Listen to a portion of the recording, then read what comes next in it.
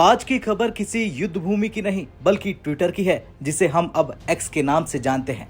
पर इसमें गोलियां नहीं चली शब्दों की बंदूकें और शिकार बना अमेरिका का पाखंड। सबसे पहले ट्रंप का ये ट्वीट देखिए, जिसमें धमकी भरे लहजे में लिखा गया कि India is buying massive amounts of Russian oil.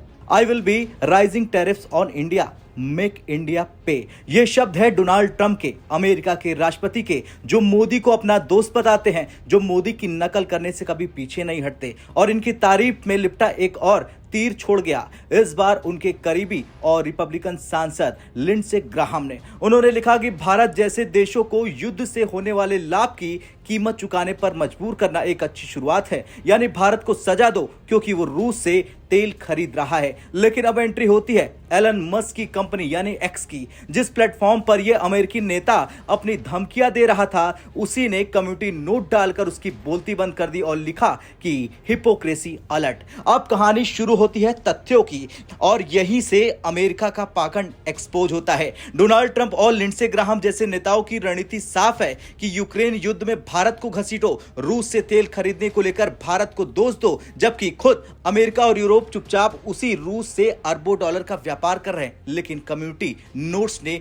उजागर क्या किया, ये जान लीजिए। इसमें लिखा गया कि अमेरिका ने 2024 में रूस से 1.3 बिलियन डॉलर के फर्टिलाइजर खरीदे, साथ ही 800 मिलियन डॉलर का समृद्ध यूरेनियम। कुल मिलाकर 3 बिलियन डॉलर का व्यापार रूस से। इतना नहीं दोस्तों, यूरोपीय यूनियन ने 2024 में रूस को 23 बिलियन डॉलर दिए गैस और एलएनजी के लिए, और सिर्फ जून 2025 में यूरोप ने 1.5 बिलियन डॉलर की एलएनजी रूस से मंगवाई। तो सवाल यह है कि क्या सिर्फ भारत दोषी है या अमेरिका को सिर्फ भारत की तरक्की से डर लग रहा है। अब बात करते हैं ट्रंप के दोस्त लिंडसे ग्राहम की। तो ये अमेरिका के सीनेटर है और ट्रंप के बेहद करीबी। जब ट्रंप ने भारत को पे करने की धमकी दी, ग्राहम ने तालियां बजाई, लेकिन उन्हें शायद अंदाजा नहीं था कि एलन मस्क की कंपनी एक्स अब अमेरिकी झूठ का हिस्सा नहीं बनेगी। कम्युनिटी नोट्स किसी गुप्त एजेंडे के तहत नहीं आते, बल्कि ये आम यूजर की तरह फेयर फैक्ट चेकिंग का सिस्टम है, और यही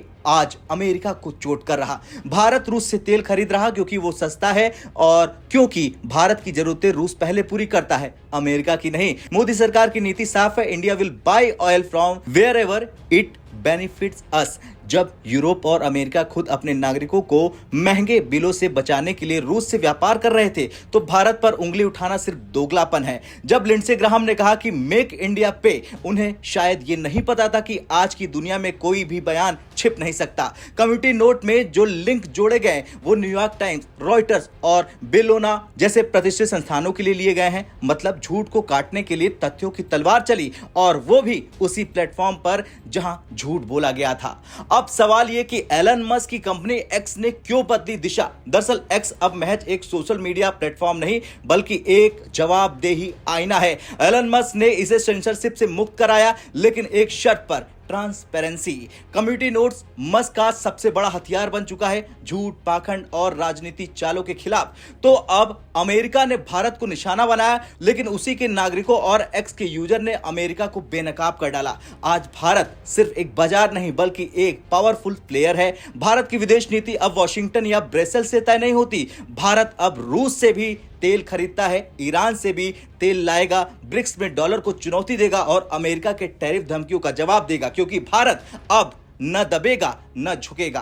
खैर, ट्रंप का बयान था कि India does not care about Ukraine. तो अब हम पूछते हैं, क्या अमेरिका करता है? अगर करता है तो वो रूस से अरबों डॉलर का व्यापार क्यों करता है? लिंडसे ग्राहम जैसे नेताओं को अभी अच्छे से समझ लेना चाहिए कि भारत अब 90 के दशक वाला देश नहीं है, और जब बात सम्मान की हो तो ना हम अमेरिका से डरते हैं और न ही टैरिफ से। जय हिंद।